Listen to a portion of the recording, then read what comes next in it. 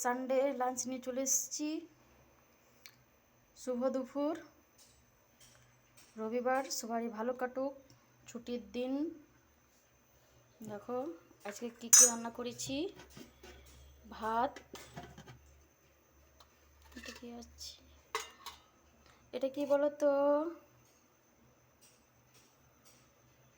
বলতে পারবে না তো। এটা হচ্ছে গিমাস শাক,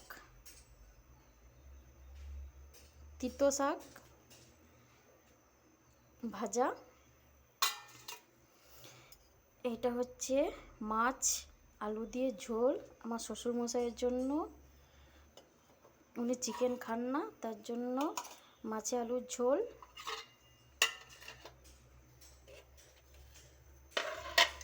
এটা সয়াবিন আলু আর ভেন্ডির তরকারি।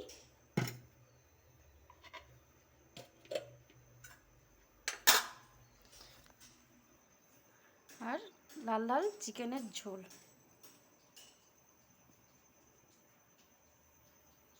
এই হচ্ছে আজকের মেনু।